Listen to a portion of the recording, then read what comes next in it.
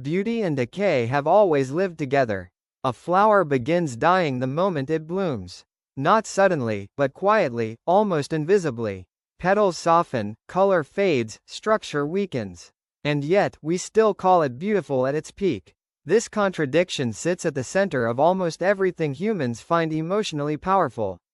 Because beauty has never existed without decay. It only feels more alive when decay is close. Flowers.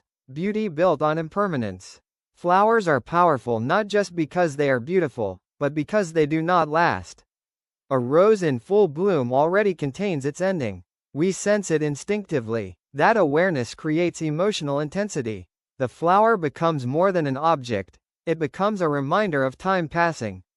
This is why artists repeatedly return to dying flowers in painting and photography.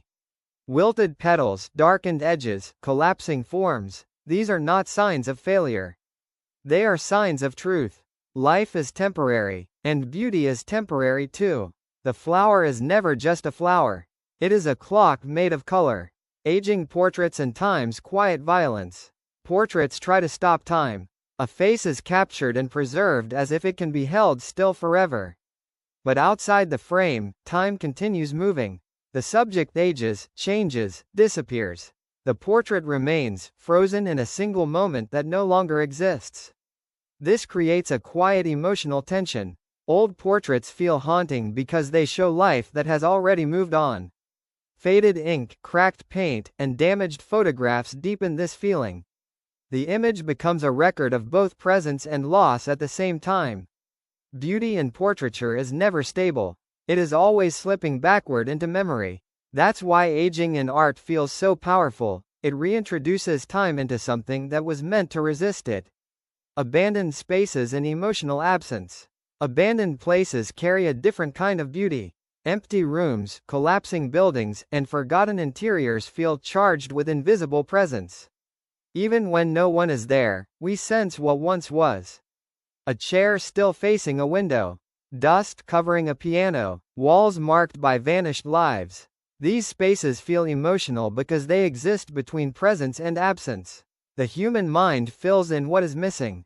Decay does not erase meaning, it reveals it. Abandoned spaces show us that everything human eventually becomes landscape again. Mortality hidden in art. Throughout art history, beauty has often been paired with reminders of death. Flowers beside skulls, burning candles, rotting fruit, broken objects. These symbols exist because artists understood a simple truth: impermanence intensifies meaning. If nothing ended, nothing would feel urgent. If beauty never faded, it would lose emotional weight. Mortality gives value to experience. It forces attention. It makes moments matter. Art becomes a way of holding onto what cannot stay. Conclusion. Why fragility feels beautiful. Beauty and decay are not opposites. They are intertwined. Flowers are beautiful because they fade.